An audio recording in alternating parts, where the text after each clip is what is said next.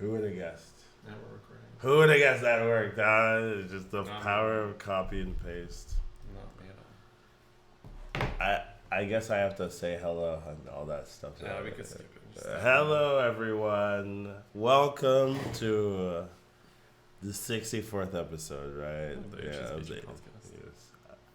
I'm your host, Educatedcollins. and I'm here with my constant co-host. Shady Bunny. Yes. How you doing? How you doing? Exactly. That is very correct. We don't have slides for you today, first of all. My voice is kind of shot. Not my fault. I am innocent in this, but yeah, I can't really talk. But May have been a karaoke incident. multiple karaoke incidents, actually. However, that doesn't stop me. We're still going to do this sucker. We do have a good amount of things to talk about. It's been like maybe a week and a half, right? So there's TwitchCon. That's most of our week, right? It's a huge chunk. And then we have the tournament to talk about. And then was there like any events that we may have missed during the week? Was a Scammers Beach tournament? Yeah, there was a Scammer Speech tournament. Are you, Slissa, and Jackie were in there? And Oliech Oliech was as well. also in there, yeah. So that's also pretty cool. But we don't really have like a plan or. Just gonna talk about TwitchCon and rivals. Yes. Yeah, that was fun. I'm gonna talk about Shady, you know. Right, Belgian hospitality. I don't think this is like Belgium. I think you're putting on like a good show. Even if you're knocking on a random Belgian person's door, they're not gonna do the same. Yeah, that's what I feel. Like it's not the same. It's very presumptuous. There's a bit of bias here, so I'm not going to just say, man, these Belgians, they're the best. They're very nice. Well, I could say that, but I feel like there's like, it's just Shady. Everyone else is not the same, but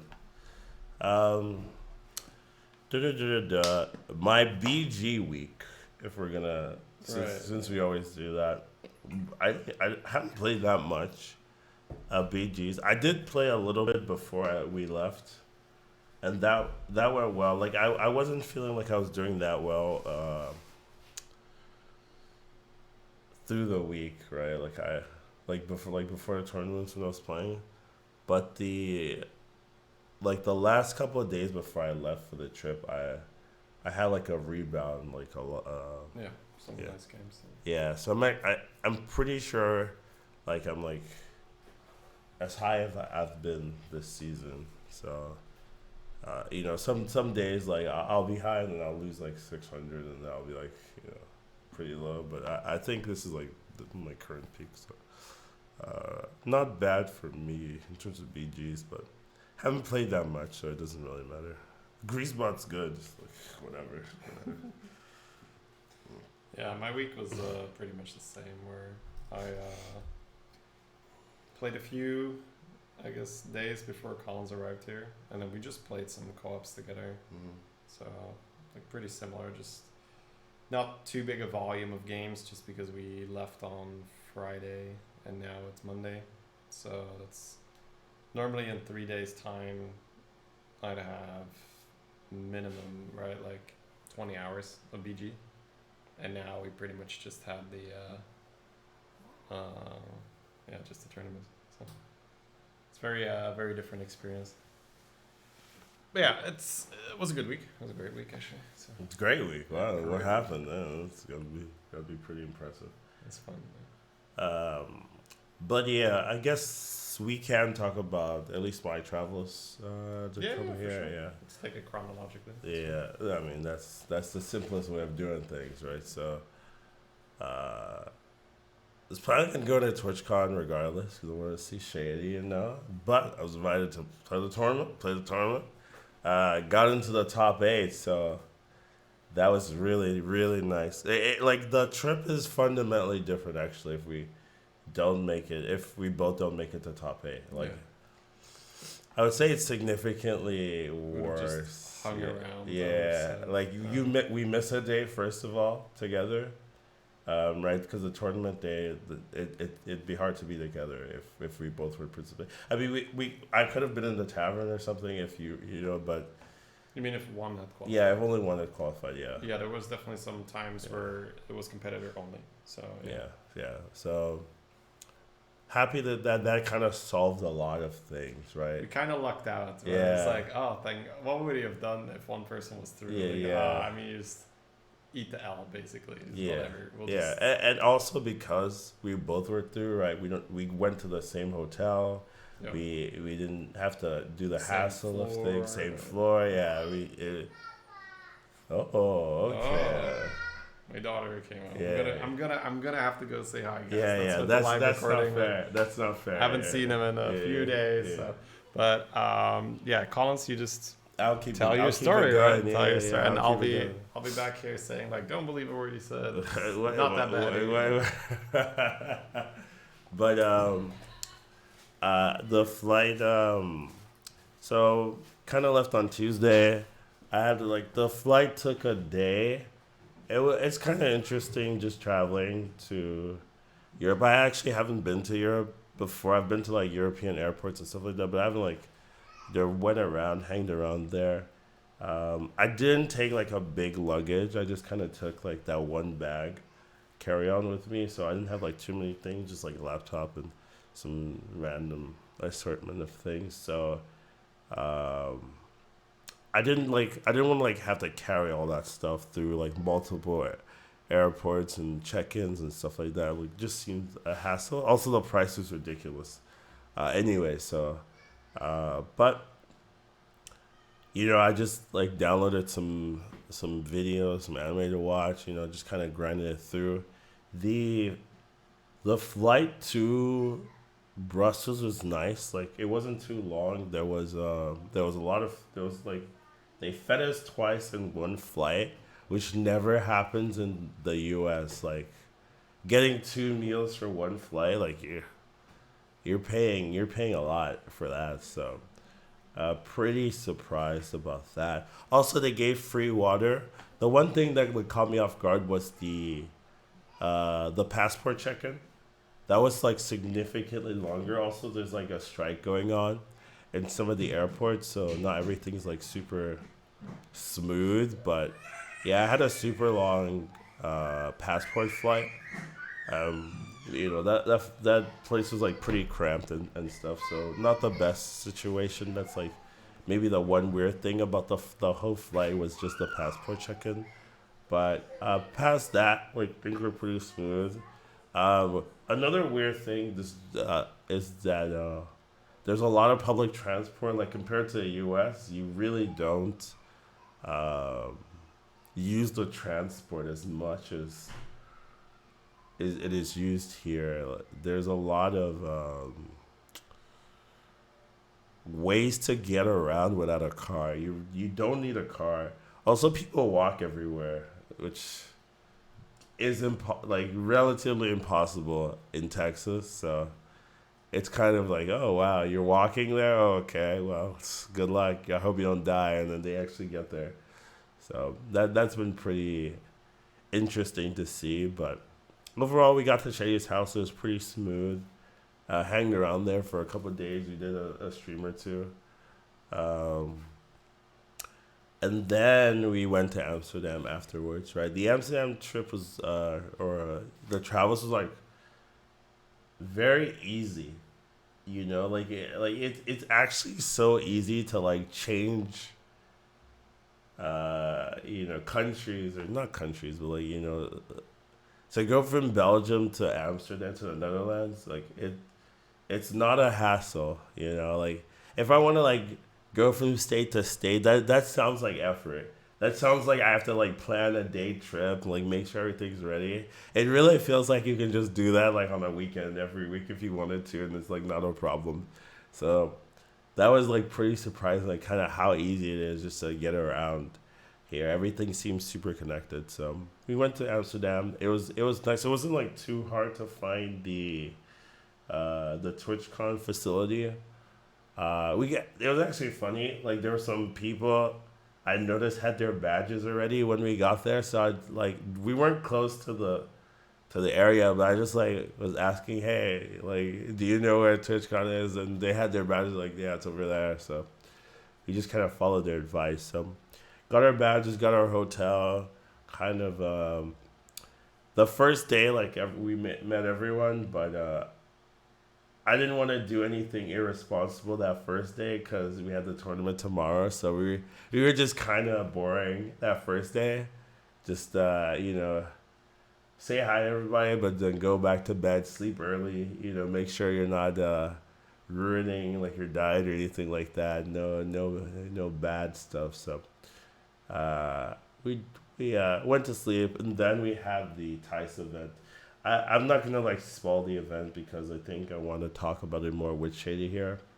But overall it's a good event. Like that's generally my take on it. Some ups, some downs, as there always will be, but overall a good event. So we had a lot of fun, and then after the TICE event, like we kind of hanged around with more of the players and some of the other community members.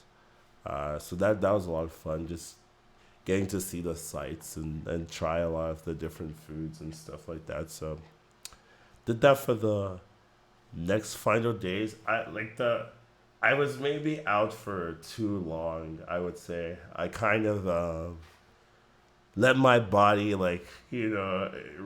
let my body through the ringer, I would say. Like maybe I did too much over here, but it's not a super common situation, I guess, for me. So I figured, when I make it back home, I can like be very standard again. But yeah, I'm like very drained right now. Yeah, you might not see or hear it, but yeah, I'm pretty. It's been a busy couple of days. So yeah, but it was nice kind of going through all of it, seeing everyone. Like I thought that was really nice. Just getting to meet a lot of the players. Like you don't get to see them too often. I think that this is at best the second time I'm meeting a lot of these players. I met them once before in Arlington, but a lot of these players I'm seeing for the first time, or at most the second time. So it's been quite a nice talking to all of them. So we did that, and then I'm back here, and then everything's done. What do you think, Shady? Yeah, great trip. Great trip, yeah. Good recounting. Yeah, though I skipped the TICE events because I wanted you to be here, but kind of went through most of it. How was it for you? How was it for you, Shady? It's funny. I made sure that I was like early. It's my turn to visit your wife,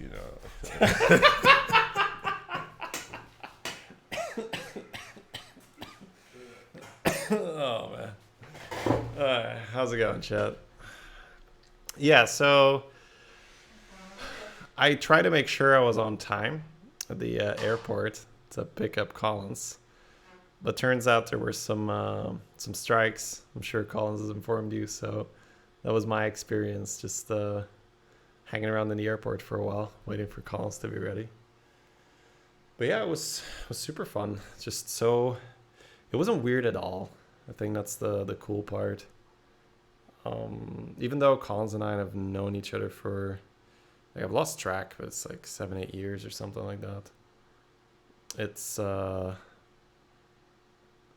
first time we see each other in real life, and it was just very normal. It's like, oh, there's Collins. Okay, let's go hang. So that was the first time that happened for me where I knew someone that well, and it took so long to see them in real life. So yeah, just had some fun, had some co-oping, just some general, just hanging out and doing some shopping, getting Colin some clothes, etc. And then just showing Collins around, and then the trip was honestly really nice, I will say. Especially the trip back. You just sit down and you talk in the train, and you just snap your fingers, and you're home essentially. So I think for a lot of the other attendees, we saw that there was this enormous line in the Amsterdam airport. So hours and hours and hours in advance you'd have to be there. Whereas we just our trip from Amsterdam back to my place, so not even just Belgium, just straight up from door to door, it probably took less time than other people had to be waiting in the airport. So yeah, that was fortunate, I guess. A lot of people leaving on the actual day, right? The night after, or sorry, the morning after TwitchCon is over. Huge lines. So in that regard, it was good planning that Collins wasn't leaving until Tuesday. Was talking about the huge lines in the Amsterdam airport. So yeah, that would have been a disaster. Yeah, it would have been weird. Like, let's say you would have left from the Dutch airport. Yeah. Well, I'd still be there. No extended breakfast. I'd still be there. You know. Well, you'd just wake up really early, right, and then go stand in line probably. So. Why stand in line when I can just be first? Just get there before it opens, right? Just be first for him. Copium. But then again, like, you can't really control when your flight is, so. But you'd have to just be a lot of hours in advance. Yeah. All right, you want to tackle the TICE event? Okay, sure. So we got there, like, so it took kind of the whole day, but we got there and we were put into this like little bar area, right? The TICE's Tavern. Yeah. There was a picture of Bob. Did you see that? Like, yeah. Did you tip him? No. Shit. Yeah. I got advice like, I should tip Bob. Yeah, I did. So gave him a little something. But we had like our seatings. They made sure to like space us out, like in a V shape. We were in a BG constructed. Yeah. So it was essentially whoever wasn't playing your format was to the left and the right of you. Yeah. Pretty much. Yeah. I was watching two constructed players like between the games, like, you know.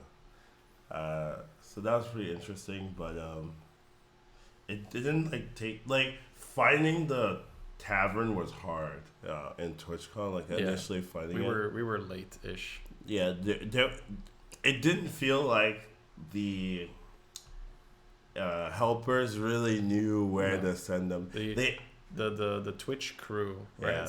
If it was specific to TICE's Tavern, they would know. Yeah. But if you would just enter the convention and ask where's TICE's Tavern, they'd be like, I have no clue. And they literally send me to the opposite part of the map. Actually. 1 second. Guys.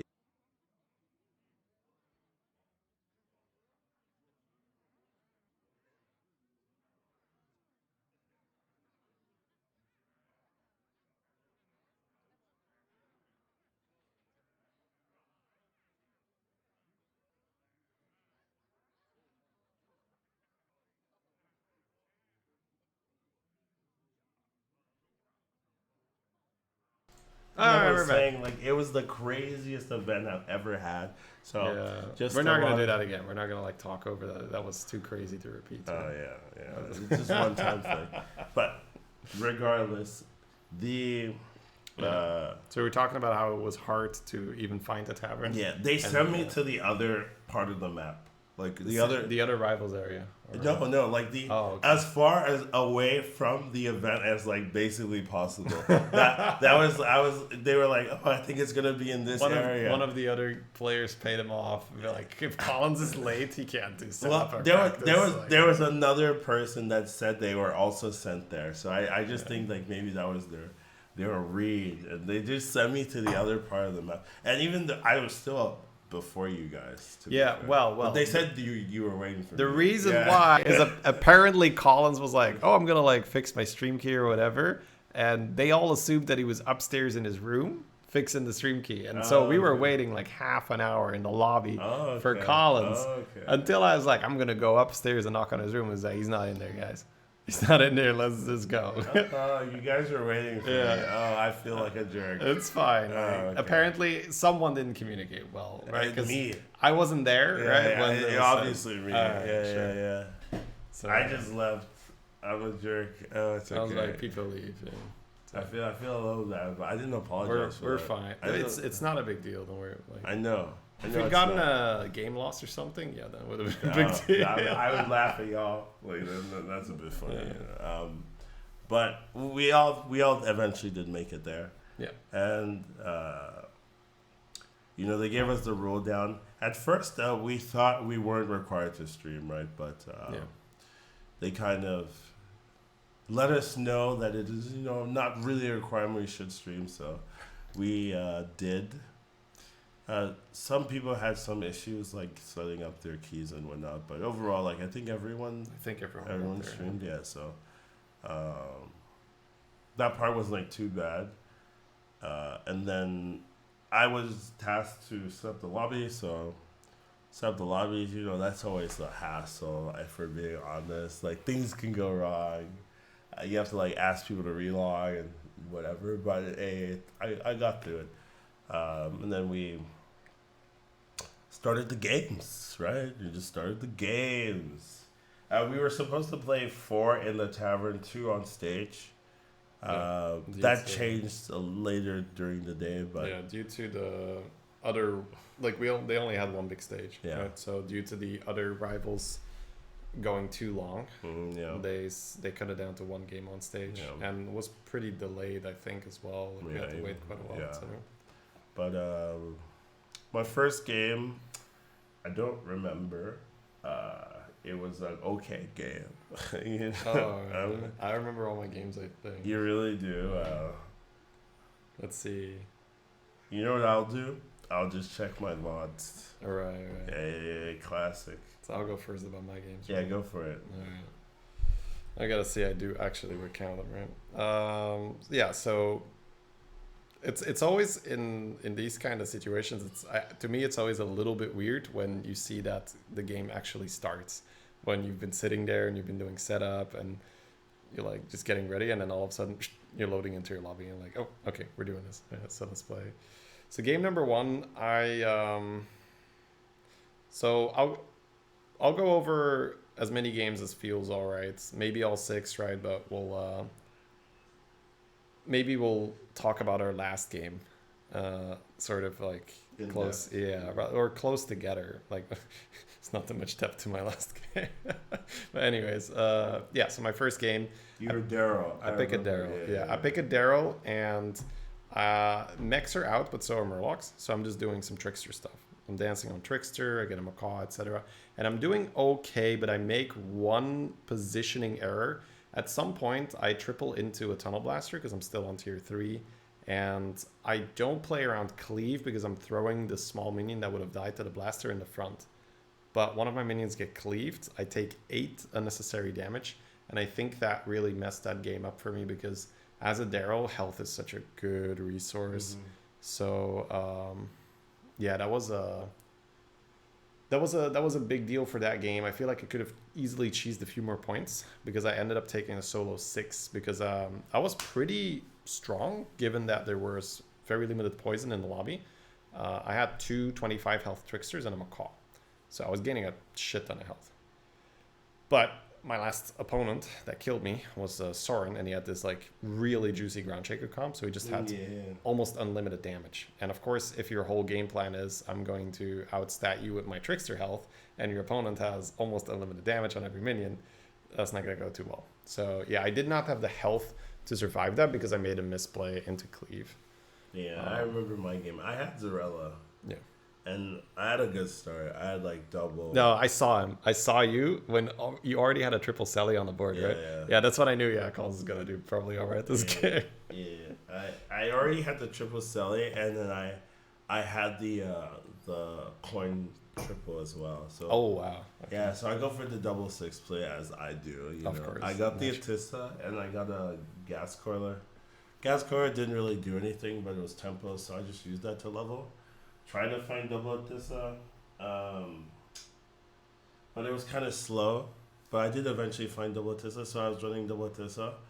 But I didn't have that like oomph in the comp. It was just like a good Naga comp, and not like a punch a Puncho like perfect Naga combo. I didn't really have the tender scaling or anything like that. If I like double Atissa or Atissa tender, right, I have a lot more power.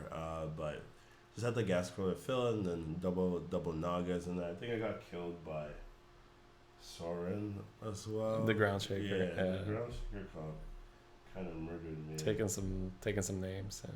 Yeah. But I got third in that game, so it wasn't too bad. All right. So I'm still pretty happy. I remember feeling bad because I felt I could have placed higher than third, but like yeah, when you go Nagas in a tournament lobby and you're not dying, you feel like, oh, you know, this should get me there, right? Yeah, I eventually like added a big cleave to it. Yeah. Because I found a Wrangler, so I was like Wrangler Hydra Cleave with shields, but it was the Reno that killed me. So I think that was Zorgo. Actually. Zorgo had Zorgo won that game by hero powering a Pumbaa, I think. Yeah. I think I fought him early on with a golden Pumbaa. So. Yeah.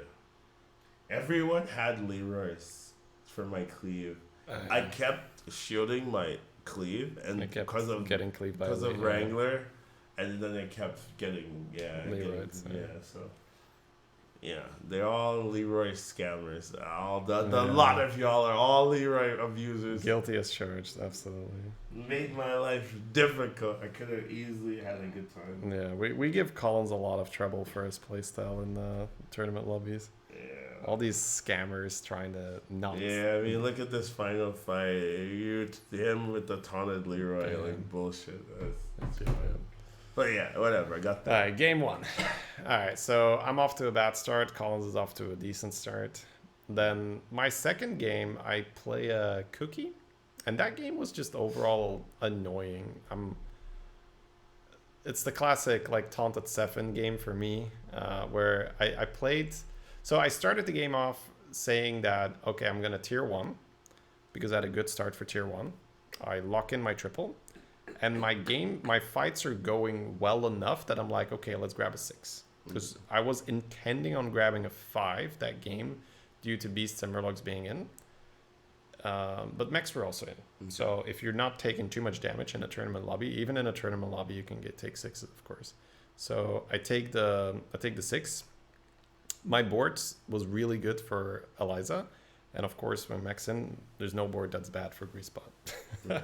You can have 2 Tunnel Blasters to still take a Grease Spot. Yeah. So, but I whiff on both. I take a Coiler for tempo. And then I'm like, okay, well, I got the Coiler. Let's try to get the Beast stuff off the ground now, because the game is going to go pretty damn fast. And if I have a good Beast comp, I can, deal with some mech stuff. But I'm rolling and, no Croc, no Mama, no nothing. I do hit 1 Reborn at some point, which is good for my Coiler. And then the game gives me a Bran and a Sephin. So I go with that. But then it's just like this fight after fight that's just not really how I want it to be. The Sephin just keeps not getting poison and this and that, and like even with a taunt. But yeah, so the game ends with a 3-way tie where, I tried to go for the 6, but I whiffed on that. I tried to go for the Beast, but I whiffed on that. And then, there's only so much time you have in a tournament lobby before people have their comp fleshed out. So if you're not in a good spot, then you're going to die. And that's what happened to me, but also to other players. So we went out in 8-7-6, but ties do not count. Which I didn't know that until like game I'm not sure if anyone knew that. We got a little, it's probably was stated somewhere, but in the qualifiers, ties most definitely did count. Yeah, they did count. So what does that mean? That means if you have an 8-7-6 scenario, the person that had the lowest health at the time gets an 8. Solo 8. So 0 points. Yeah. Luckily, I was 7th. So for me, it didn't matter because I was already in the middle. But the solo 6th actually just cheesed the point. Should not have had an extra point if you're using it. And the solo 8 lost the point. The solo 8 lost the point. Yeah. So it did not affect me there. But it was weird. So yeah, that was like a fairly short second game for me. I remember seeing Collins. And I'm like, Collins is probably going to have a better game when I saw his board. So how did your game go, Collins? I actually ran... I actually had a cool turn 3 play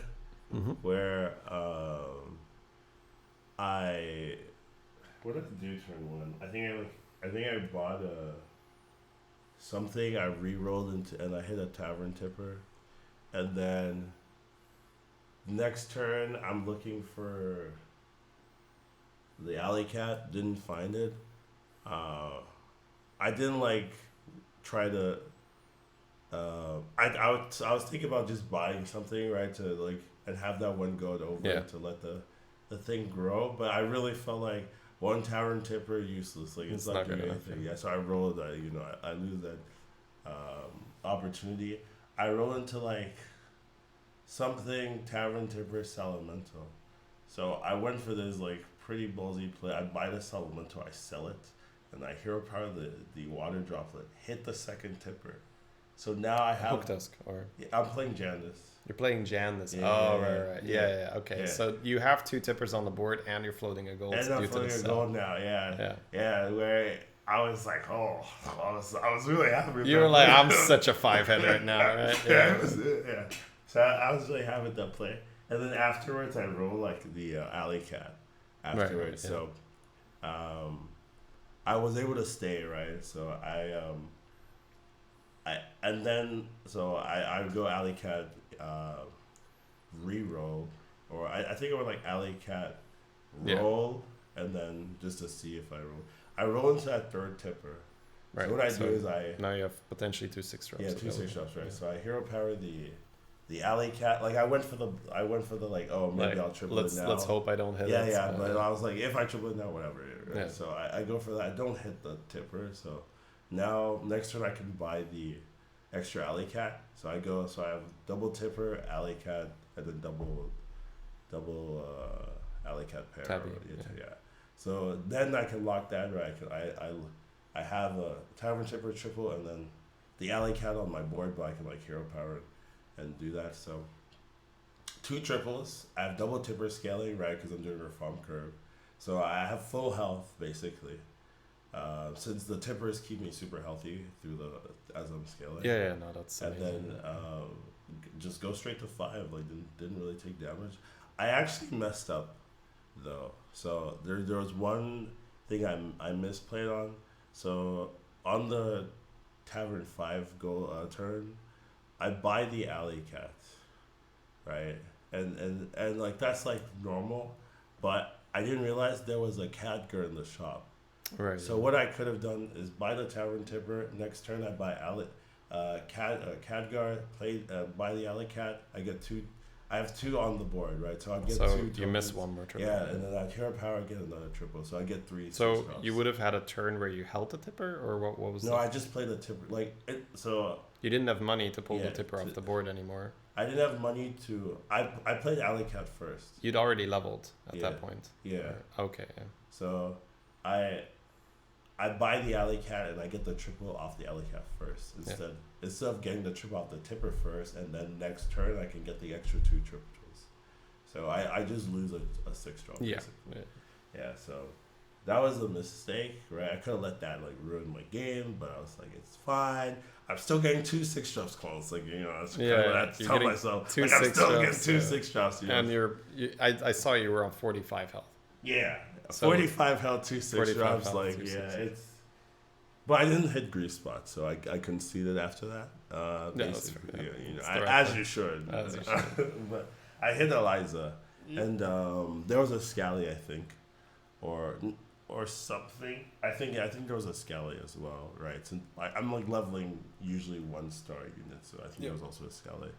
So I get the Eliza, I get the Scally, and I think I leveled to 6. And I'm at 45. Like, why am I staying on 5? Right? So I leveled to 6, and I'm like rolling for grease. I actually find a grease, but I also rolled into like Baron double Khadgar in one shop. In one shop. In one shop. It was Baron double Khadgar. That's worse than I thought it was. Yeah. Okay. So I was like, this is the game telling me something. All right, yeah. Let me just commit to Eliza's, right? And then eventually I rolled the Tony too. So like the turn after. So I have like a really good setup for Eliza. So end up finding another Eliza, and then I golden the Khadgar. So I couldn't find that last like Are you That running fourth Khadgar. Right. Yeah, I had a golden one. I couldn't find the fourth Khadgar for a while.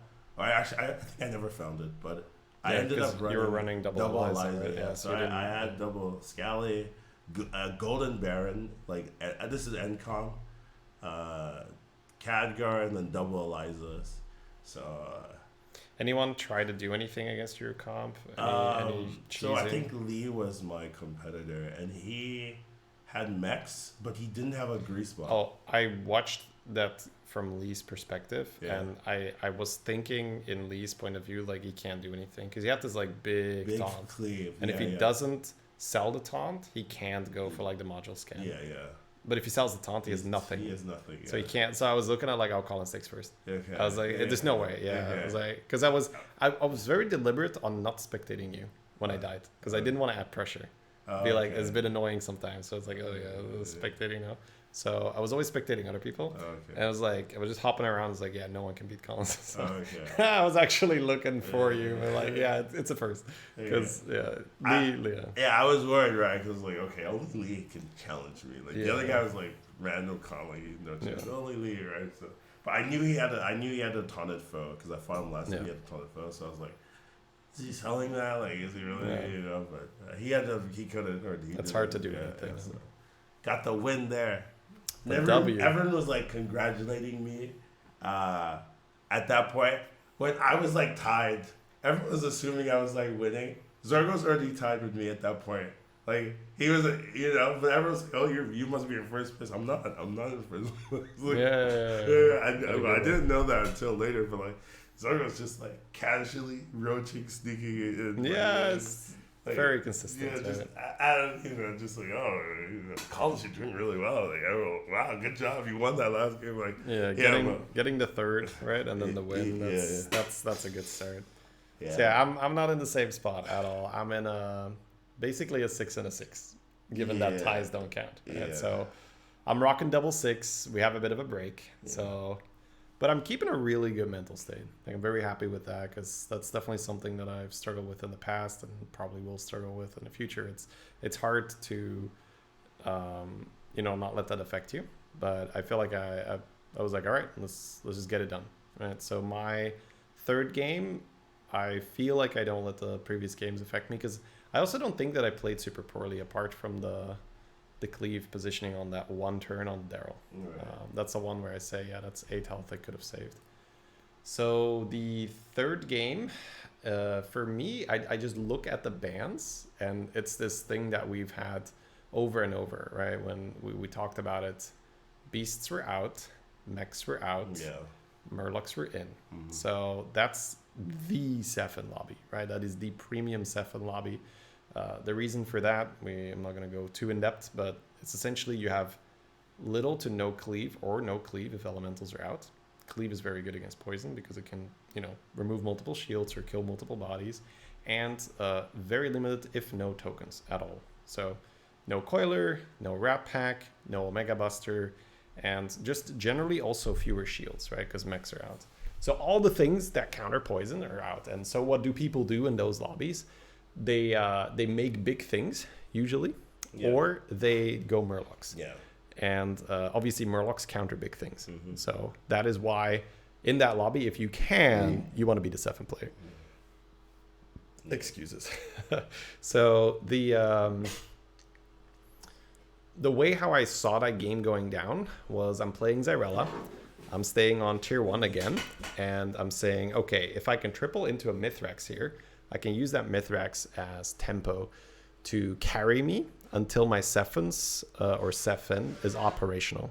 Because that's usually a very common thing when you might want to play Sephin, but Sephin is not very strong at the start. Everyone has some random stuff, some weird stuff on the board, whereas it's not like, I have 1 or 2 poison minions, they're going to like hit the nuts. No, it's actually quite unlikely that your poison minions are relevant early. So what the Mithrax does is suddenly you have this big body that takes care of business, and it allows you to play an Icky Imp or so. Because I had an Icky Imp from the start, and I needed a type for my Mithrax anyway. So I was like, okay, this Icky Imp is not being sold, because Icky Imp is easy access to multiple bodies to make the Avenge proc. So because I had that Mithrax, I was able to very greedily play an Icky Imp, play a Sewer Rat, and then proc 1 poison every turn guaranteed. So that was really good. So in that game, I was farming 1 poison per turn. So in no time, I had a big-ass Mithrax, a board full of poisons, and I was also able to start for Selfless, rolling for Selfless very early. So that's all because of that Mithrax. I tripled into a Mithrax that game. I was able to play small bodies to proc my 7s, and I was able to roll for Selfless really early. So that resulted in me being able to take on the other finalist, which I think was Fishu, and it was also running a scam comp because, you know, in the Sefen lobby, most of the time it's going to be 7 players at the top. And Fishu was not as far along in the scam comp. I was able to run Baron, Golden Selfless, Mithrax, and 4 poisons. So that was a tiebreaker there for me to win that, because those fights can be just ties, endless ties. When it's poison scam versus poison scam, it's endless ties a lot of the time. But because I had Golden Selfless Baron, I was able to take the first. So that was a huge morale boost for me to say, okay, I understand this lobby. I've played this lobby countless times before. I know exactly what I need to do. And, you know, the game worked with me. I got the Mithrax. Yeah, I took the 10 damage off a flip. I'm watching it right now. You dealt 10 damage to me off a flip. That actually killed me too, like later on. But I had Lich King. I kind of messed around trying to like do some Naga thing. Yeah. I had like a double Lava Lurker scaling, and then I had like a Wrangler, and I was like trying to buff it up. And I realized that was super stupid. Like, that's not. Yeah, what everyone's gonna poison me. Yeah. What am I building a big lurker for you? I looked at your board and I saw Naga, and I'm like, it's not a Tissa Naga. It's I'm not afraid. Yeah, it was so dumb. So I immediately like realized, not immediately, but like I was like, okay, yeah, let me sell my Lava Lurker. They do nothing for me. It was so stupid. But yeah, that cost me a lot of health, like just playing around with that. Yeah. And that may have cost me like too much health to get the placement. But I was playing Lich King, right? And then eventually I find the 7 and I find the Leroy, right? So that's a huge advantage. Yeah, right? the Leroy. Double Leroy. It's huge. And eventually I was able to like make like double glow skill on my poisons. So I basically have like 6-7 procs of poison. Yeah. Very, very powerful. And I was feeling good, but like I was too low because I was playing around with the Naga stuff. So I ended up like losing like a sub 20%er to the Pyramid, and he knocks me out, right? So if I don't lose that, I clean up the board, right? Like maybe I'm the one fighting you for second or something. Sure. But I kind of messed that game up, right? Like trying to entertain this Naga engine when I should have just been hyper focused on making sure I have the best poison setup possible. So bit of a mistake. I think I end up getting like 4th, I think, from what I remember. 5th or 4th, yeah. Well, I got the worst end of it, right? Because the tie still. I got screwed by It's possible that you got a 4-5. Then maybe I got the 5. Yeah, so my brain tells me you were 4th there, but it's very possible that you just died with 4th. No, I got 6th. 6th. Ooh. Yeah. Yeah, so I got 5th, 6th tie, and got the 6th variant of it. Yeah, so pretty. I had a good game plan. Like I had a good setup, but like I lose the flip and just not enough health to get there. So it's not the best game for me, but yeah, you have a good start, so you're still semi comfortable. It's okay. You can like your worst game has been my first 2 games, so even with the tie, right? Yeah. So I still had some stuff. I still had some ground to cover there, Chad. Like my first puts me in a, it's possible copium position, right? Not we're there yet, but yeah. So game 4, right? Game 4 rolls around, and I've got a pretty interesting decision in front of me. There is, I believe, at the very least, I had Maiev. I want to say I also had Rafam as an option, but let's just say it was Maiev because I would have probably gone Maiev. And Tess. Yeah, but I want to say like it was those and then the Tess, right? Okay. So I just want to paint a picture as how most of the time in ladder you go with the Maiev because Grease Spot is in and because you're fighting weaker opponents on average on ladder. the philosophy there is I'll pick the Maiev because the Maiev will allow me to get my own Grease Spot or whatever 6-drop, right? Eliza or so. And then I will be able to sort of make my own game. Whereas if I'm picking the Tess, which was the alternative, I very likely don't really get something juicy early enough to make it worth not, pulling a 6-drop like I would with Maiev. But I looked at the armor value as well. Tess has 7 armor, or at least in that particular lobby. 7 armor. And you're fighting 7 killers, essentially, right? So 7 people who are hyper aware of what the meta is like, who are very capable at pulling triples. And the best part is you're in such a strong environment that no one can try to screw you over by holding anything. You're not going to take extra damage to not feed a Tess. That's not happening in a tournament. Maybe on ladders, someone can say, unless you're incredibly far ahead, right? But then if you're incredibly far ahead, your board's probably looking pretty good anyway. So, so I was thinking, let's just go Tess, right? And I have a pretty interesting early game where I think I've seen like 5 Elementals or so early. So, into other people's boards, right? Oh, okay. I didn't roll it, right? So it's like everybody's got Sally, right? So, but I opt to not go for the double triple just because I kept looking at the gold and it was so awkward and it was so weird. I was thinking like, is that 2 6s? Is that 1 6? Is that, and I came to the conclusion that what if I just take the 1 4-drop due to I could get it on 6 gold. 6 gold, 1 4-drop. I'll be tier 3, sort of ahead of the pack or on par with Jeeve Curve or 1 turn behind the 3-on-3ers. And that still allows me to roll into decent stuff to prepare my board for a mech transition. So I was thinking if I can be on tier 3 and I can, let's say, already roll into a menace, the moment I steal a deflecto of someone, it's already going to be a really good deflecto. And that's exactly what happened. I was on tier 3. I tripled into a module. I rolled into a menace. I put the menace on the module. And then I think 2 rounds later, I fight Lee, who has a Grease Spot, who has Bronze Warden, who has, I think, Puppy or so. And I stole a deflecto, I think, the round after.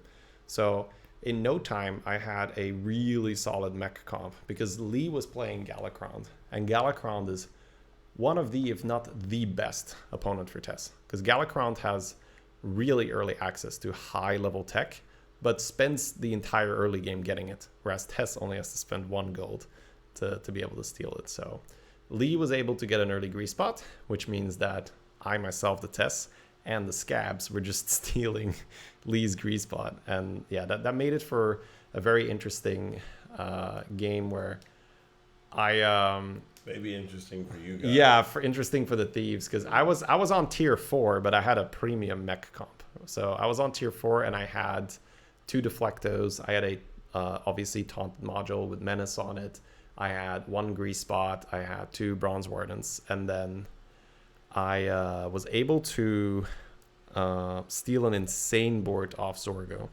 So apparently Zorgo talked about that specific turn because it hurts so much. Because you have to keep in mind, I sat across Zorgo essentially diagonally, so I could see him. And the moment Zorgo's board appears, like it loads in, right? I just go like, whew. Like he probably heard that. He was like, because what's on Zorgo's board? Uther, Deflecto. And I'm just looking at that like, I get to just, on tier 4, I get to make a 15-15 Deflecto and buff one of my Grease Spots or whatever I want.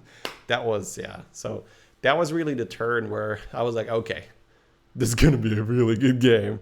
Because when you get Grease Spot, you obviously got a really good, scaling and you're strong. But it's still possible to lose early if you don't have enough mechs, etc. And I knew I was going to have immediately a 15 damage Deflecto. Like that was my second Deflecto, I think already. Yeah. It's either my second or my first, but either way, it's still really good. So I'm in a super good position. And then I think 2 turns or 1 turn later, I fight Lee again. So I steal the second Grease Spot. So that was the moment where I said, okay, I'm only going to lose this game to Gallywix or Brucon. Brucon, because if Brucon has a really good board, can just remove all my shields and then have their own shields or whatever. But still pretty likely I take it. Gallywix can have infinite money. And as much as Grease Spot scales, it's not infinite money kind of scaling. And that's what ended up happening. Unfortunately, Zixo was able to get a golden brand on Gallywix, so unlimited stats. And it's not like I had a 0%er every time, but I wasn't favored, and I didn't win the unfavorables. So Zigzo just beat me twice, and I was ditch. So that was not a bad game at all, because I got second place. Given that I started sixth, and then first, second, suddenly I'm above average, right? I'm in the running. I'm competing, right? I'm absolutely still ready to, like win the whole thing. So yeah, that was for me like a good okay, we're back on track. So. Yeah, I was playing Cario. Yeah, and had to play Cario. So that's the whole game. I had to play Cario. Period. So I went for like Reform Curve, Hero Powered. I had the triple Micro Mummy in the shop, so I actually used that. Didn't think I could like stay on 4 or anything weird, so I just went to 5, got the 6. It wasn't Grease Spot, so I conceded. Like once again. However, clean game. Yeah. I think I got Eliza, so didn't think I had time to switch out of that, so I just committed to Eliza comp, which is actually okay. I could only find one Scallywag the whole game, but it was still good enough to top 4 it, so I ended up getting like 3rd, 4th tie, but I got the 4th variant, so. Yeah, so tiebreakers really screwed me over at this point. Really messed me up. But still okay. Like 3rd, 4th. Like with Cario, it's super good. So with Cario, you're kind of already happy with a 5th, to be honest. No, like a 3rd. Not 5th. 3rd, top 4. Then I'm okay with it. Sure. But yeah, that was my game. It wasn't that fancy or anything. Just level to 5, get a 6. Okay, it's and then Eliza play Eliza comp. Yeah, very simple stuff. So all right. Didn't do anything too fancy. We after the 4th game, a lot of us thought we were moving to the stage, right? Yeah, there was definitely there was already either admins or I think Simi just told me like, this was the last one. Get ready to move to the stage. Yeah. And then we got the news like, no, we'll play another one here. I was like, oh, when? Now. So I was like, all right, let's get ready. It was funny because some of the players had like uninstalled Hearthstone. Uninstalled already? Oh my god! I was watching and one of the players had to like re-download Hearthstone. Like heck hell. As soon as you're like, oh, that's done, he's like, let me uninstall. I'm out of here. I've always wanted to do this. Uninstall Hearthstone. Yeah. Yeah, okay, sure. So I was literally just like, wow, okay. Like, so I went around checking since I was the lobbies. I was like, oh, have you downloaded Hearthstone? Of course I have. I'm like, just checking. Yeah, but yeah. So we do set up. It was nice because after the games, you could like talk to some of the people in the audience, like watching in the tavern. So it was kind of cool, just like watching around and like seeing all the other. Players, you can talk to the players as well. Like after the game, I was like, after that was really cool. Like after I got the 7 win, Collins was behind me. Like, yes, buddy, come on. That was. I needed that. Like I needed that win. I really did from that spot. It's pretty sick. That was super fun. Yeah, just aside from talking about the games now, the event overall was amazing. It's really, really cool to see all the other players IRL and just have a good time regardless of how it's going, right? Because that after the tournament's over, you're just gonna go out, you're gonna have drinks, you're gonna talk, you're gonna laugh. So there was no real losing there, even though of course there is obviously disappointment if you're not gonna do well, but that it's not like, oh, now it's done, right? The losing is not coming, right? Like not going to the event, that's the only way you could lose. It's like you're there, so you've already won. Yeah, because it's going to be super fun, and this is a chance that that honestly might not happen at all anymore. Obviously, I hope it happens a ton of times more. We get to meet up with this amazing group of people. We get to play, but it's possible, right? Like for whatever reason that we don't get to meet up with them again. So yeah, just having the opportunity to need to invest in everyone. Zapper. Yeah, there's some fly terrorizing the podcast right now, and Collins is having none of it. It's just, Once to bring in the pesticides and stuff, make sure that No pesticides. just gas the room. No, outside. That's too. That's cruel. too much. Yeah. Anyways, game 5, right?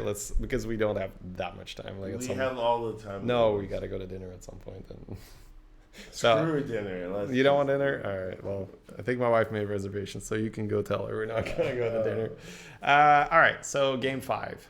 So we're still in the tavern, right? Yeah, we're still in the tavern. I look at my picks, and I think it comes down to a Jandis, and I look at everything else, and I'm like, well, even if I don't roll the cat, I'm very comfortable with Jandis, and it's just a hero that I like playing. So I end up taking Jandis because it really felt like a beast lobby. I don't remember exactly what was in or what was out, but it's probably also because I was playing Jandis. Those beasts. I start with a Swabby, so I don't open the cat. I start with a Swabby, I swap it, and I think I roll my cat on the 5 gold turn. So the 5 or the 4 gold turn. I think it was 5. So I get the cat on 5 gold and I swap it, and I'm still able to tier. So I'm Jeef curving at that. Mm-hmm. Well, I'm Jeef curving into basic curve, right? So I'm leveling on 6 gold. Leveling on 5 gold, right? Okay, But then I'm not gonna go to 3 on 6 gold. Okay. I'm just back on standard curve. So Yeah. So I'm able to do that because I had a Swabby that I swapped on the first turn. So I'm playing regular Jandis. I swap my first. I get my first 5, and it's a Mama Bear, and I'm just sitting there like, let's fucking do it, right? Like Jandis Mama Bear. I've played this hundreds of times, literally hundreds of times. Like it's just like I know this, right? I know what to do. I know what to do. hundreds of times. Yeah, Jandis Mama Bear. That's okay. Well, maybe not hundreds of times. Have you even gotten 100 Jandis games? Maybe you have, right? I've definitely played over 100 Jandis games, but sure, Jandis. At least in my mind, I've done it. The confidence is there. The confidence is there that I've like I know how many cats I need with Bran. I know how many cats I need with Khadgar. Like I can do it without looking at the board. I was like, like I know how many cats. So that the comfort level is there. So I'm very, very happy to be in that spot, and I end up not really getting this like super nasty beast board. I end up getting a reborn. So that's super good for Jandis because you can reborn your whole board. You can just reborn, swap, reborn, next turn, reborn, swap, reborn. And if you have a mama, the byproduct is that the reborn gets more enormous. Yeah. So I end up never finding really the second mama. Excuse me. And not really getting crocodile or anything like that. Normally, if you have this huge tempo beast board, it'll turn into like golden, reborn, mama, crocodile, 2 rat packs, like taunted sewer rat and everything but the rat has reborn. So it's like really, really, for tournament play, that's a really good board because the games are faster. So if you just have this nasty tempo board, you're gonna kill so many people, and you're almost guaranteed second place when you get to that stage, right? The golden mama, the golden croc, the rat packs, it's so good. But I don't roll it. Yeah, that's a problem. That is a problem. But what do I see in my shop? Is that a leaper? Oh my god, that is a leaper. Boo. Why is this leaper? That was the final. I thought you were going to be like an Uther. Or... No. Well, I did get an Uther at one point. I know. Yeah. That's what I remember. But... So I get an... I do remember the... the thing is like, so this is usually how you end up in frogs. Like you just have enough money to buy the frog and you need to buy a beast to reborn. And, because the reborn that turn was going to go to waste. So it's like, I may as well then reborn the frog. And then... I roll 2 more frogs, so I've got a golden frog. I remember there was like one turn where it was kind of do or die, and I just spent all my gold for Baron, where the remaining gold that turn. I was very worried. And I hit it on the very last roll. Yeah, I remember. And I have an Uther ready as well. So I'm just sitting there, oh, thank God. So I Uthered the Baron. I swapped the Uther. I don't hit the Baron, but whatever. I've just freeze the Uther to do it again next turn. No. I Uthered something else. I didn't freeze the Uther, I think, after I Uthered to Baron. But whatever, that's a detail. So I end up with a Baron on my board. I end up having a taunted, reborn, golden frog. I have 2 sewer rats, but I don't have Macaw. And I get some bad RNG in the fights. My Baron, it's not necessarily bad RNG. I just didn't have enough... I didn't have the Macaw. Usually you have a reborn Macaw. And reborn Macaw is what really, really... does the trick because your macaw is going to hit one of your sewer rats. Your sewer rat is then going to spawn a bunch of taunts. Your sewer rat also probably had some frogs in there, so you're going to split more frogs. All those taunts, you're going to get frogs on them as well. When they die, they multiply. So that's really where the Leaper comp kicks into action, when your macaw targets your sewer rat, which also has frogs on them. But I never got the macaw. So I end up taking a 4th place because I just, I have a fight here and there when my Baron dies early. Because I remember Soren had an insane Naga board, like a really big Naga board. And when he fought my Ghost, he had 15% to lose. So that's just the Leaper thing, right? You don't kill the Baron. But of course, I was like, go, Ghost, go, Ghost. But he instantly sniped my Baron. I was like, oh, that's no fun. All right. But suddenly, I think I'm tied for 2nd place. From the 6th place start, I get a 1st, I get a 2nd, I get a 4th. And suddenly we're tied for 2nd place. So yeah, I'm very, very happy with where I'm at that point. Yeah, that's after 5 games. That's after 5 games. Yeah. So my game, I had Zephyrus, and I didn't necessarily have the greatest start. I didn't go like 3-on-3 or anything. I went to like standard curve, I guess. Yeah. Just level on 2 and then buy some 2 drops. And I picked a Urel for tempo and went out. I found another Urel, so I was like, okay. Double Urel, am I going to triple that? Is that good? So, actually, the one thing to keep in mind was this was a prize lobby. Right. And I was playing Zephyrus heavy tempo. Yeah. And I think that was the wrong approach, especially in a prize lobby. Yeah. Right? Everyone that's not doing that is going to spike extremely hard, right? Yeah. And I'm just going for like, I want to be healthy till they spike, right? Till turn 8. But yeah, I was healthy. I made a golden Urel. I made some other gold. I had like a gold grubber. But no real late game prospects. I used all my triples early. I had no late game prospects. My scaling wasn't that great. So sure, I was strong like in the beginning of the game, but as soon as it hit turn 8, turn 9, everyone gets the nuts, everyone gets their 6 drops. I'm still like rolling on 4 maybe, like not a lot of direction, and I just get like blown out, right? What I should have done is not really care about the early game, just kind of focus, try to get as many 5s or 6s as possible and use that room and tempo, because a lot of players, a lot of good high level players on these prize lobbies, they're not going to be that strong until it's like your tempo is wasted almost, right? Until the turn 8 power spike, then they start like doing a lot of damage. So they'll try to go to 6 and on the house, and suddenly they have an extra 6 drop on their board. Exactly. So I was dealing damage to people early, but then as soon as they spike, bam, they're 15ing me both times. And I just get a pretty early 7th, 8th tie. I think I got the 7th in this one. So I did get him. Still overall screwed, but a little less so. A little less so. But it's still a really bad game for me. Like I had the first 2 really good games, then I had like the 3rd on the carry-all.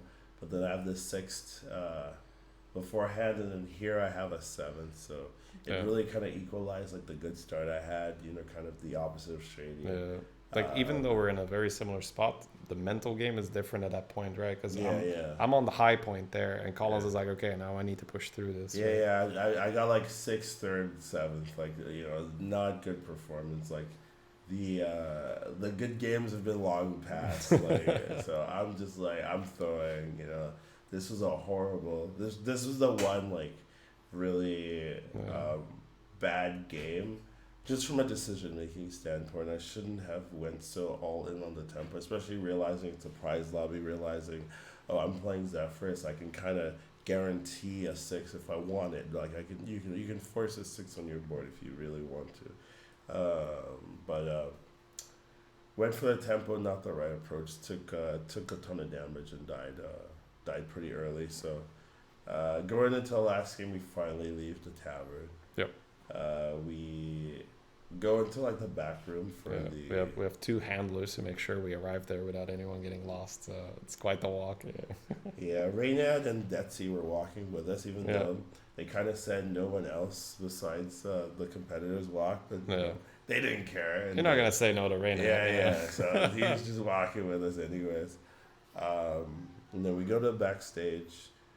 We get something to eat there. Yep. And then we kind of watched the finals, or like the ending of the Ultimate Competitor, which was Some like mini game type stuff. yeah, that was the competition before us, and then we get the finals for Constructed, and that was Fino and Jala. Yep. And they play a best of 3 here, but Fino's a little broken, so he just draws God hands. Honestly, his hands were not fair. Yeah. Draws God hand, just kind of steamrolls it. The second game from Jala, though, was a really good recovery. Just hanging on. Yeah, on the situation that he did. He went for the all-in play instead of a safe play. He kind of got armor. Yeah. That turn that before he. I know we're talking about Constructed, Yeah. but he could have went for the armor gain, and that would have prevented Fino from like going for the all-in damage kill, because he was like maybe 1 damage over lethal, and that would have maybe given him the window to then win the game. yeah, to then win the game, right? So that was the one thing, but you kind of need God vision, to be fair, to know like it won't work. Yeah, and Drella set it up where if he didn't die that turn, he wins afterwards. So that's a lot of players like doing that in Constructed, just like setting up the lethal. Make them have it. Yeah, make them have the lethal. We do that in Arena all the time. We're used to make them have it. I don't do that though. I actually just like play extremely safe and then like but it's make sure that there's literally nothing they can play. If you're in that spot, unless it's like double death win. If you're in that spot, go for it. Yeah. I mean, that was just my play style there, but yeah, that's fair. Unfortunately, Fino did have it, of course, because he rolled godly, and just takes the 2-0. So it was actually a pretty quick Constructed finals. We were still, I think overall it was still like an hour or more. Behind, I think overall we were behind, but the Constructed finals was pretty Fino good. helped speeding it along. Yeah, he did. He was like, all right, we're behind on schedule. I'm going to just throw some face and see where we get. Right? So he gets the win, gets the trophy, gets the mug. And cool mug. Now it's, our turn to showcase our performance here. So here we go, big stage, big game, time to, showcase our stuff, road to see, I get cookie or whatever. Killed the game. Actually had a weird, I don't know if I should talk about it, so I'm not going to, but I had some weird audio issues, generally, but it got resolved mid-game. Okay. So it ended up being fun, but it was interesting. But I got a cookie, which I think is like a pretty good hero, so I was like, oh, okay, maybe I have a chance here, because in terms of the points, right, you said you were tied for second. I was tied for third. Yeah, but I was only 1 point behind Shady. The way how tiebreakers work, though, is had you tied with anyone, your last game is the tiebreaker. Yeah. So if Collins had tied that game, that meant that he placed higher.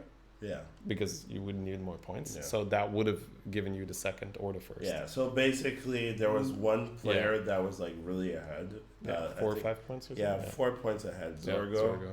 And then there were 4 players that were 1 point with each other. And due to tiebreakers, they're basically all tied. So to sketch the situation, if Zorgo does not get a top 4 that game, any of those 4 other players can still get first. Can win, So it's from a competition point of view, that was an amazing situation. Like to have 5 players in contention to take it all for the very last game, that's pretty sweet. To be fair, if Zorgo went 8th and the player with 22, that gets first. But they also need other people to need know. other people to also Sure. So it'd have to be perfect. So mathematically, it's like 6 people in contention. Mathematically or 6 people, but realistically, very realistically, right? Yeah, not top 4ing. That is very realistic. Is when everyone is that good. Yeah, that is very realistic. Yeah, but that was the position we were in. Like everyone, And it's funny, right? We're all talking to each other like in the backstage, so everyone's aware that if we need to kill Zorgo, and if you win this final lobby, there's a good, as long as Zorgo doesn't die, there's a good chance you're first, and you're guaranteed second as well. Like that's another thing. Like even if you don't win, like you can be guaranteed second as long as you do well. So pretty good motivator, I think. But yeah, I got the cookie, but like. I didn't go 3-on-3. Once again, maybe that's where my issues were lying in some of my bad games. 3-on-3 can obviously backfire. Yeah. But if it works, it's amazing. You're in a really good spot. So there was a cool road bore on 2, and I thought that was good enough, but I think I was fighting Lee. Lee went 3-on-3. Oh, so then you don't want to do it, right? Yeah. But I saw it and I still just went for it. So if you're a cookie and your opponent is 3-on-3 and you can eat a quillbore in the shop, you're going 3-on-3. Once again. Probably not the best play for me. I got plenty of those. I do get worse the later a tournament goes. That's where I do feel the like you fall fatigue. Off. So I probably I had the decision and I really sat there thinking about it, and my final decision was stay on 2. You know, maybe that's not the best thing, but I did do that. I did hit Lee for 7, so but then again, I probably could have hit Lee for basically the same damage 6, right? Because he had no board, and even if I level 3, I get a 3 drop, right? You're hitting him for 6, so it's basically the same damage. So that's not even a good argument, but and I had the economy, so I would have hit him for 7. Anyways. So it didn't even matter. So that's one of those moments you can replay in your head and be like, how did I not do that? I can't believe it. It doesn't matter. But I stayed on 2, and I really couldn't find anything too good on 2. Just to justify staying, right? Yeah, so I kind of just had a mismatch board. They were talking about it later in the tournament, where they're like, man, Collins has nothing going on for him. He's really in trouble. And I was just like, come on. But they were right. I had nothing going on for me. So bit of a rough one. Ended up going to 4. I really didn't feel strong enough to level to 5 or anything. My board just sucked. So I ended up getting 2 5-4 brutes, the Naga brutes. Yeah. And that was my whole direction. That was my whole scaling. Just 5-4 brutes, 2 of them scaling. Yep. I get +3/+3 on turn. That was my comp. Buy some bacon. Yep. Yeah. So I think I ended up getting a build out. I had a turn where I wasn't too worried, even though I could have died in that fight. But I was able to get a 7. And then I just was like, well, that is something that doesn't that can do anything. Yeah. So I ended up playing scuffed Murlocs until I died. And I died in it was I think it was 5th place. Not even good. Yeah. So yeah, 5th or 4th place. Sure. Yeah. So that was my final game. Not happy with it. My last 2 games were my worst 2 games, as it can tend to happen with me. I just get tired and I stop playing that well. Yep. But that's it. That's it. Yeah. That's right.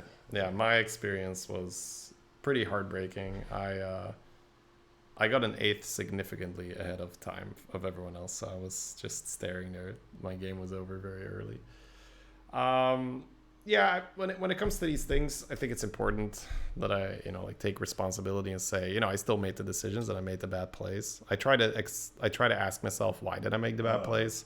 For me, it was just same as Collins. I get worse, and I was up really early that day and I was really tired, and I would have loved if we had just played the 6th game right after the 5th, but there was huge delays, and for me the whole game comes down to 1 point, because I think overall I played a really good tournament, especially given that I had a bit of a bad start.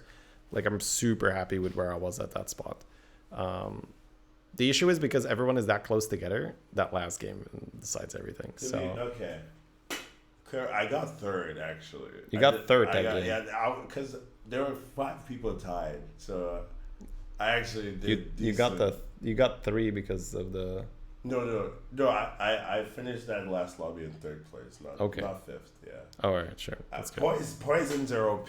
Yeah, I felt bad about the game, but apparently poisons are OP. It's because you weren't big. That's fine. Yeah, I was very small poisons, but it still was okay. Yeah, my game was queen, not queen. My game was Lady Vash. So I actually really like how I played that game up till one crucial turn. Yeah.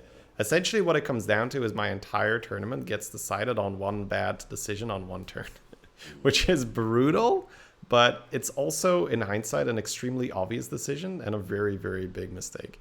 So what it comes down to is I have a slow-ish start with a Trickster.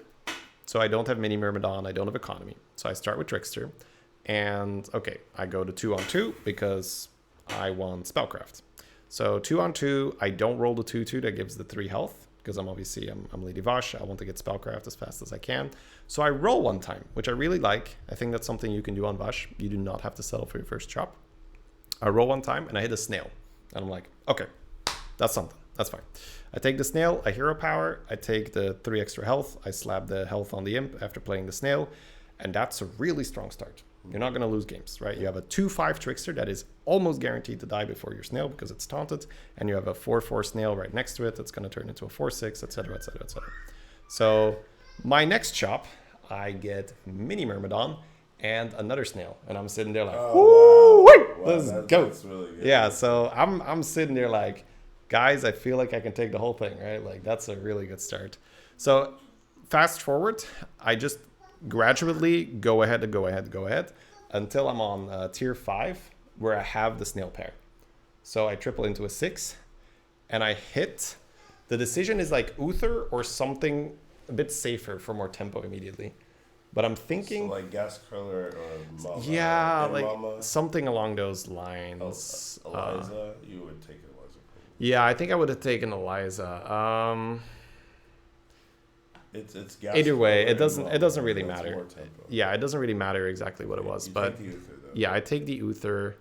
Or was that my second triple? Let's see. No, my first triple was something kind of... Either way, it doesn't even matter that much. It comes down to that in that game, I have the option to go for something safer or an Uther, whether that was my first triple or second triple, but I'm able to take the Uther and I'm able to Uther a Hydra. Okay. And I'm like really happy that I made that call, like, you know, take the Uther and roll. So I think it was actually that. Yeah, because I was thinking, if I take the Uther, did I hold it for a turn? No, because I tiered and hero powered. So I didn't buy the snail on the turn. I had to wait. So I was able to buy the snail at the start of my turn. So then I was like, okay, I have 7 gold left. I've got this Uther. And I roll. I hit the Hydra. I hit the shield. Okay. I've got a 15 damage Divine Shield Hydra. And this is where the misery starts. Next turn, I fight Zorgo. What do? I go to 6. I take 15. Yeah. It's so obvious on the replay, right? You can beat... It's... I actually never... I'm not sure if I'm ever going to watch that because I'm going to yell at myself like, you idiot! It's so obvious! It's right in front of you. Look, here's the one fucking guy that can stop you. Yeah. Literally the one fucking guy. And you're going to go to... Like, you don't even have 7 units on your board. What the fuck are you doing? Right? So it's so obvious. But, as I said, exhaustion, right? Yeah. Mental fatigue. Yeah. And I just make the wrong decision, right? That's plain and simple. I make the wrong decision. And that's why I said, like, I think it's important to not just say, oh, it was because of this and this and that. Like, no, I was there and I made the wrong decision. It's because I'm tired, probably, right? Because I think if we play right after, and it's so heartbreaking because if I roll into Wind Fury there, I don't only not take 15, I just kill Zorgo. Yeah. He's in one-shot range. Yeah. I can kill him. Oh, okay. I can kill him. If I roll into Wind Fury, he's dead. So I just need to roll on tier 5, roll the 2/8 that gives Wind Fury, and the game is over because the person that came in second was like Zixo with poison shit. Yeah. So if I'm Lady Vash, and I have access to the shields, and I've got a big ass cleave, I'm very likely gonna take the game, or at least be in a position where I'm like second place or whatever. So I don't even want to say like, oh, I just win. But if I kill Zorgo there by rolling on 5 and getting stronger, there is a very real chance I can take first place for the whole thing. But I don't. I tier because that's what I do on ladder. Okay. 2020, no, it's not 2020 hindsight. No, it's one of those things where you look at it and it's obvious because I'm fighting someone when I have 6 units on my board.